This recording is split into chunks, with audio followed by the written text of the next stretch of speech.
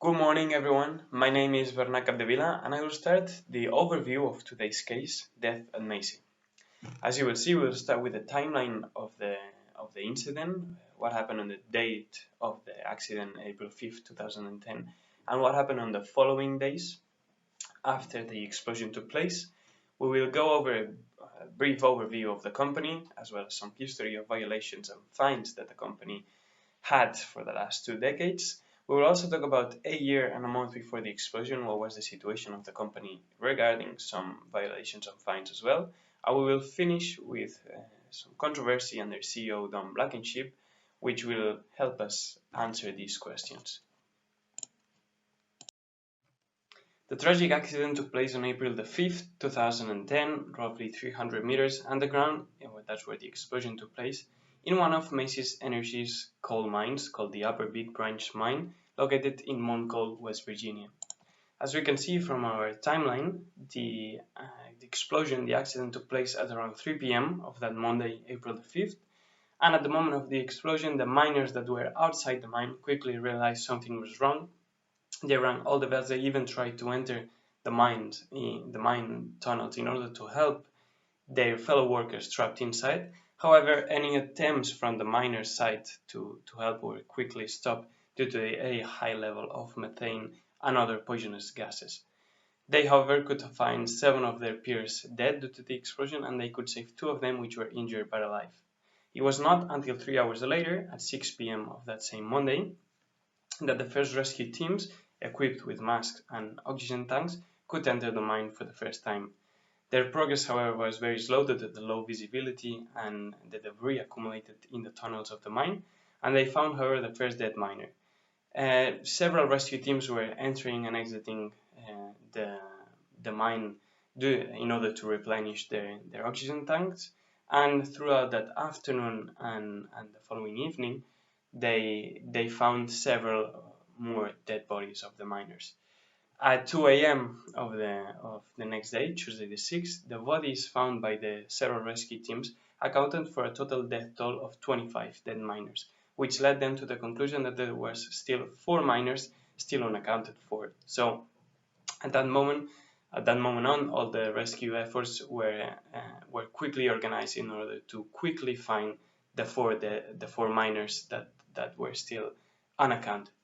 At 2:30 a.m., however, 30 minutes later, the level of methane, explosive gases, carbon monoxide, and toxic gas were increasing rapidly, and this led to a stop in any rescue operations from the rescue teams. At 4 p.m. of that same morning, Tuesday the 6th, some hours later, the drilling from the miners started in order to ventilate the mine. So the only the only viable option they found in order for the rescue teams to continue the operations were to drill some holes into the mine so that these poisonous gases would escape. And at that moment, it was known that the only hope for the miners, the 4 miners still inside, is if they reach one of the rescue chambers. And basically, rescue chamber is a chamber inside those tunnels. There were 2 of them near the area where they believe the 4 miners were to be found, and these refuge chambers allowed the potential miners to go inside, have a well ventilated area with food and water and some supplies. And however, on the next day, Wednesday morning, the drillers finally broke through the mine, so they started pumping some gases to neutralize the poisonous gases, and also the poisonous gases such as the methane would rise and leave the mines. And while they believed the rescue teams could quickly start the rescue operations once again, they found out that there was still not enough drilling holes, and that they were still unable to perform the rescue operations, and they were unable to enter the mine. And it was not until Thursday morning that the rescue teams could enter the mine again. That's 24 hours later. However, they had to stop the operations 4 hours later, just a very, very limited time, and of course they could not find the 4 miners yet, and they had to leave for the same reason. The methane in the air was rising again too quickly. One day later, on Friday morning, the rescue teams could enter yet again, but were forced to abandon search in a very limited period of time. A second team finally reached one of the refuge chambers it was around Friday midday, and the second rescue team could enter for a brief period of time as well, but they could reach one of the chambers. However, they found no one in that chamber or the tunnels around it. It was not until Friday afternoon, so keep in mind that that's from Monday that happened the explosion. Now we're on Friday, that the rescue teams reached finally the second chamber. They could find no one in there either, and they finally found the 4 miners' bodies lifeless due to the explosion and the gases on the tunnels around the explosion site.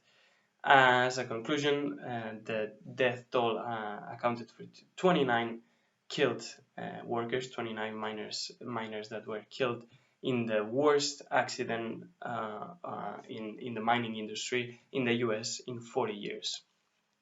Brokering business. The Macy Energy Company acquired the first coal mine in 1945, 25 years after its foundation. And in 1981, the company was acquired by Fluor Corporation, a very big corporation, much bigger at the time than Macy Energy. In 1992, Don Blankenship was appointed as CEO, and this is an important point, as we will talk about Don Blankenship, because we believe it's crucial to understand his role in the incidents that happened in 2010. And Don Blankenship did 2 things for the company. He made the company independent from the Fluor corporations. They split from Fluor corporations non-coal related business, and he actually accomplished a very big growth during the following decade. To put it in perspective, 1 year before the explosion took place in 2009, the company had 5,851 employees and a total revenue of $2.7 billion and a net profit of $104 million. So we're talking about a very, very big company.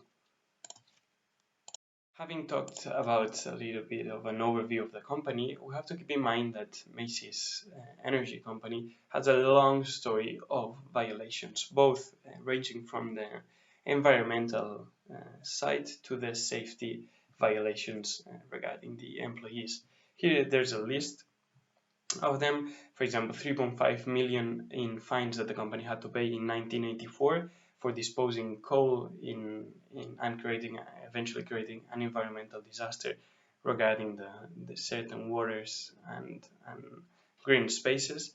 The company had also to pay a lot of fines for contaminating in 2000 by 2 different coal mines that also contaminated Virginia's waterways, 1.4 million in fines to settle 5 different environmental lawsuits and 14 environmental enforcement actions.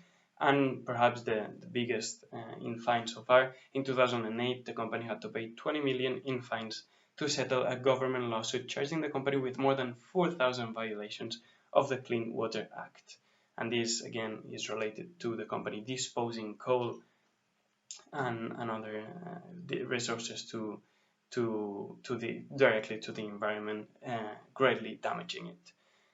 Now, going over to these were some examples of the environmental fines that the company had to pay. Now, going over to the safety side, which is the main point of our case today, we have a very, very shocking statistic. The accident injury for the Macy's company, the injury rate is 9.78 per 200,000 workers, which seems very low, but when compared to a national average is 4.03, which tells us that it actually is very, very high, and it's probably one of the highest in the US.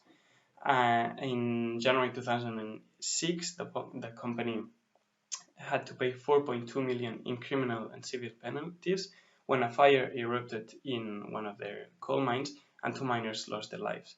The investigation that concluded that the company was held liable and therefore had to compensate with 4.2 million in fines concluded that the fire was caused indeed by safety violations. And we're going to use this example of a past event that was already settled using the law as one of our means to answer the following questions that we will have regarding the case. As we have analyzed, the company's violations and fines that it has had to pay go as far as 1984. And I think we are now in a crucial point in order for us to take a stance on this case and draw our conclusion, because I think it's important to understand and to analyze whether or not the company has improved or has made substantial efforts to change the path that it had been on for the last 2 decades regarding all these infringements of the law, be it on the environmental side or on the employee safety. We will analyze that by now looking at the company 1 year before the explosion and the citations it had, whether or not it had improved or not, and also on the next slides 1 month prior to the explosion. To our surprise, just 1 year before the 2010 explosion, the company was indeed cited 8 times for substantial violations, and most of them were regarding the methane monitors. Such methane monitors that are inside the mine would alert a miner if the methane found in the air quickly rose, which could not prevent explosion, but tell the miners that they should leave the mine as soon as possible and save many lives. And such monitors should be calibrated once a month, and just in 2009 it was found that in that mine it was conducted every 3 months, which does not, or in a way it says that maybe the monitors will not work perfectly then if it's calibrated only once every 3 months. Another violation was regarding the ventilation of the mine. The federal regulators found deficiencies in the ventilation, and it was due to these deficiencies in ventilation that the inspectors approved some temporary shutdown of the mine, not the whole mine, but some areas, so in order to give the mine some time to change it and improve it before starting working again. And keep in mind that this is just 1 year before the 2010 explosion. Okay, so as we've seen, it does not look like in the year 2009 the company had corrected any of these violations or any of their approaches to them. However, what's more surprising is that even 1 month before the explosion, the company seems to be in a lot of trouble regarding safety violations imposed by different agencies. For example, in the US, 1 month before the explosion, the US Mine Safety and Health Administration, or MSHA, had cited the Upper Big Branch mine, which is where the explosion took place, for a total of 50 different safety violations, 12 of which were related to problems with the ventilation. And again, if the ventilation of a mine works properly, it prevents the accumulation of bad gases for the humans to inhale, or even gases that could ignite a fire or an explosion.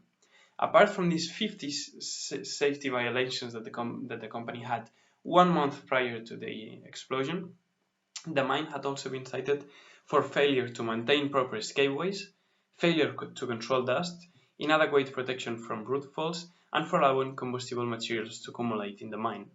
Since the start of the year, and keep in mind that the explosion took place in April the 5th, the mine had been issued 68 citations for violations that were deemed high negligence and 3 that were deemed reckless disregard.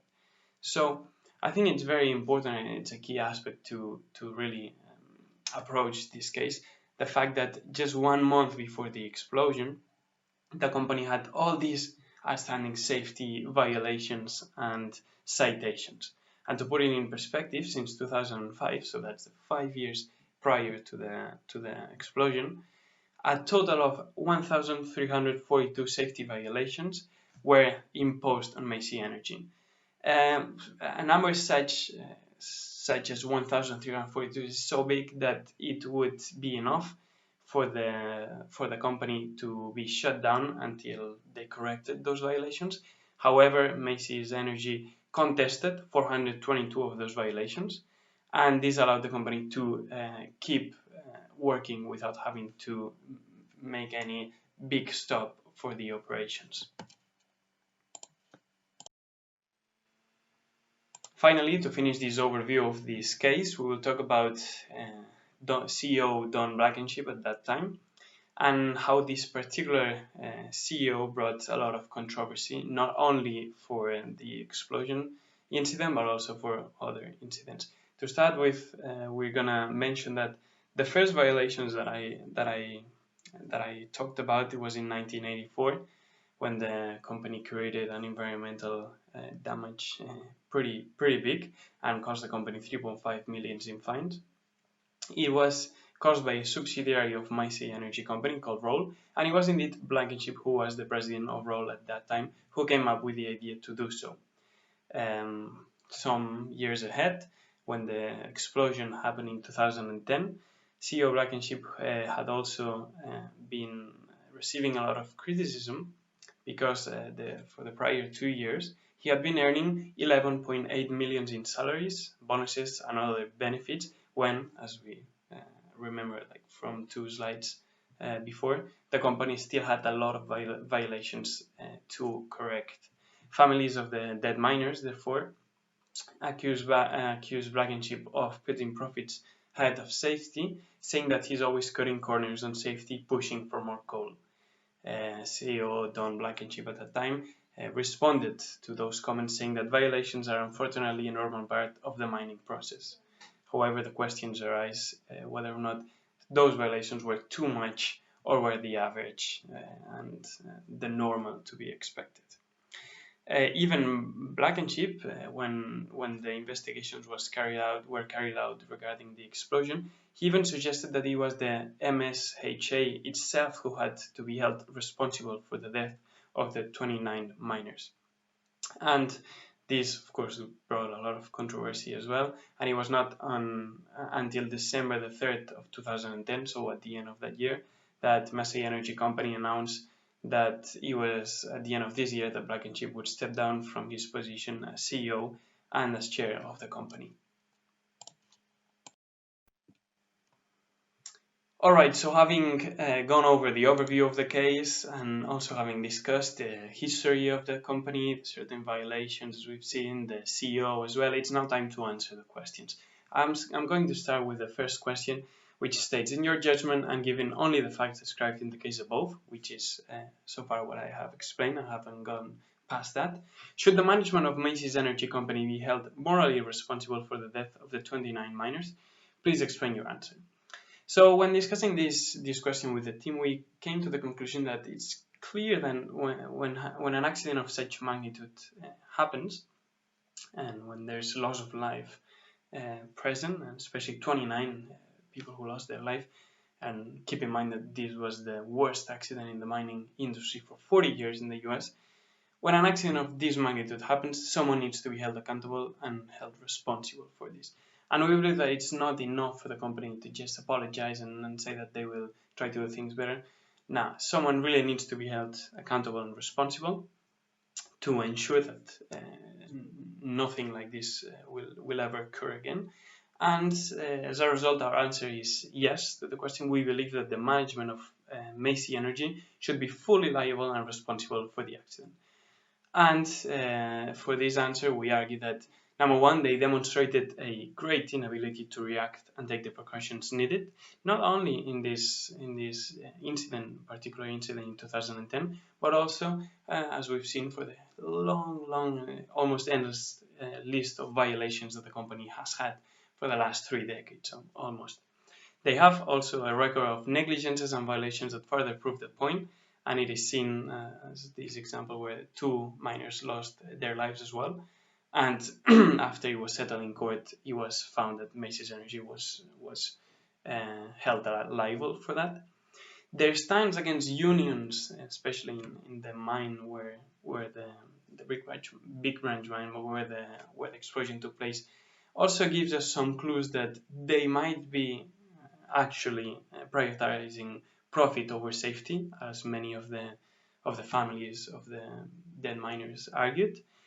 And overall, while we acknowledge that also, as the CEO, Don Blankenship, states that MSHA could be held liable or responsible as well, maybe because they were understaffed or they were not 100% doing their labor on on investigating, etc. We believe that it was indeed Macy's Energy who should be fully and 100% liable and responsible for the accident, as they had many citations and violations that they should have corrected a long time ago, and they really demonstrated an inability to react when faced with these circumstances.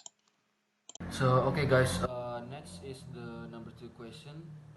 So the question for number 2 is: suppose nothing more is learned about the explosion other than what is described in the case above, do you think Don Blankenship should be held more morally responsible for the death of the 29 miners?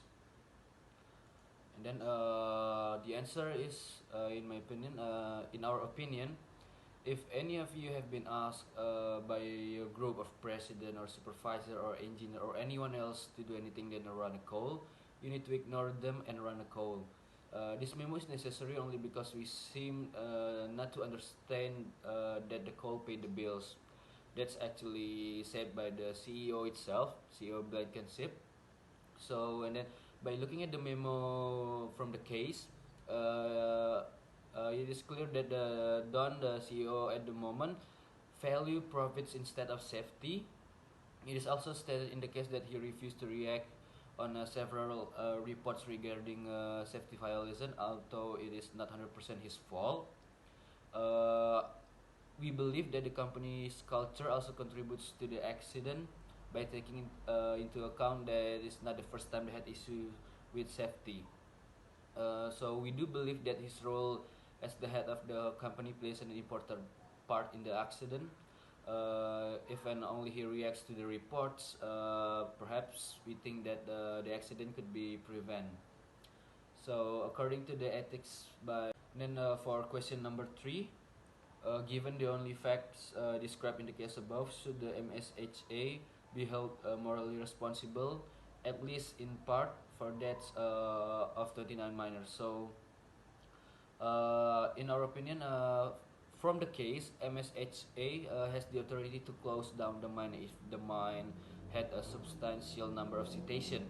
But then MSHA had never forced the entire mine to shut down in order to make a significant changes. But however, it is not necessarily the fault of MSHA, since when the MSHA inspector came to the mine to check, there's a no-call worker that accompanied them, only Macy's employee, and therefore MSHA also morally responsible for the death of those 29 miners, but only in a part. Thank you. Okay, now let's move on to the fourth question, which is: the miners seem to have had some idea of the risk of working the upper Big Branch INC. Should they be held at least partially responsible for their own death? Well, to answer this question, it is written in the book on page 419. There are 3 things that should be done by the workers or the miners in order for them to not be responsible for their own death. The first one is to take reasonably adequate measures to inform him or herself or even their fellow workers about the workplace risks and how to eliminate them. The second one is to fully compensate and insure workers of the risks that cannot be eliminated. And the last one is to let workers freely know and accept the risks in exchange for compensations. Moving on to the next question, which is the fifth question. In light of the differences between mines without unions like Macy mines and other mines that had unions, do you think all mines should be forced to have a union? In our opinion, the answer is yes, as if we learn from the history of Macy, in 2005 Macy violated 1,342 safety violations, which 422 are contested. If the mines are forced to have a union, the number of safety violations won't be 0, but it won't reach as high as 1,342. So now let's move on to question number 6. Miners in the Upper Big Branch mine were paid about $60,000 a year, in some cases less and in other cases more, depending on seniority and several other factors, for work that required no more than a high school education. The average salary for all jobs in the United States is about $43,000. In light of the chapter's discussion of job risks, would you say that the company was handling job risk in an ethically appropriate manner? For this question, we will discuss using the utilitarianism principle, caring, rights, and also justice principle, and guide you through on why we gave the ultimate answer of no. The utilitarianism principle consists of two main views. The first, act utilitarianism, describes how actions and policies should be evaluated on the basis of cost-benefit analysis. In this case, the company paid workers more than the average salary, which makes it ethical from this view. Next, the rule utilitarianism looks at potential rules of action. Though the company paid workers more for the salary, the unsafe work environment and risks involved resulted to the violation of this view. The company could be making better choices from this view. As an example would be using the money to pay the workers more to actually create a safer work environment for the workers. As for the rights principle, there are also two main views. The first is the legal rights. The company has numerously violated safety regulations that exist and manipulated the condition in several occasions so that they won't be shut down. For the moral rights, they were violated since the company didn't give the workers entitlement on having a safe working environment. They also have entitlement to feel safe and actually given safety or other better alternatives. They also weren't allowed to freely voice their opinion. Therefore, from the rights principle, it is not ethical. Lastly would be the caring and justice principle. From the caring principle, the company did not show the ethical aspects by not taking care of the workers' well-being with the risks involved. From the justice view, though the chapter has stated fair wages would depend on wages in the industry and local area, in which the company has provided better than the average in the United States, the risks, skills, and demands of the job should also be taken into consideration. In this case, the risks are so high it even caused multiple deaths of workers in the job. The chapter also stated that job risks are not justified when companies fail to collect information on the risks and fail to inform workers of risk, in which Massey did not do. Massey tried to cover up the information in regards that the work environment is not safe and manipulated the truth. Next is question number 7. List all the ethical obligations that you believe the management of Massey Energy Company did not fulfill. Explain the ethical basis of each of the obligations on your list. So first, let's discuss the materials from the chapter. Employer is stated to be morally responsible for bad working conditions if employer can and should improve them, knows about them, is not prevented from changing them. From this, we could see that Massey should be morally responsible for these conditions. Next, in establishing fair working conditions, you could see on the slide, however, Massey only managed to provide compensation for job risks in which could not really be stated as fair. As for the others, Massey did not fulfill those. Other than that, we could view the ethical obligations of Massey Company from other perspectives. Firstly, the legal rights. The company should follow the regulations applicable, especially safety regulations by the MSHA or Mine Safety and Health Administration. Moreover, employees should be given the right to participate, right to due process, and right to work. This relates to how the company would wrongly fire employees when they try to voice their opinion. The employee should be given the right to freely voice their opinion, and also for the firing process, it should be fair and clear. Moral rights should also be accommodated. Other than that, the company should provide a safe working environment and ensure that they wouldn't cause harm to the society. This is because in the case, the company didn't only cause harm to the workers, but also to the river, causing loss of clean water source for the society. The caring principle would require the company to take care of the workers' well-being, whereas in the utilitarianism principle, the company should make the best choice possible for the entire society, not only the workers, but also in this case, for example, the river, which is the environment. They should produce the least amount of costs with the best or most amount of benefits from their choice. Through this grim case that has caused a lot of harm, damage, and grief, a distinct conclusion we could make is that in a society, all functions or parties should play their role. In this case, it could be seen that though the company is seen as the one most or solely responsible for the case, other parties such as the MSHA could be seen as not fulfilling their entire role. Other than that, we once again learn how essential ethics is in all aspects of our lives, and ethics as a base may provide guidance or guidelines that could prevent unfortunate catastrophic events from happening or perhaps even create a better society. That will be all for our presentation today. Thank you so much for your attention and feel free to give comments or ask any questions to us. Have a nice day.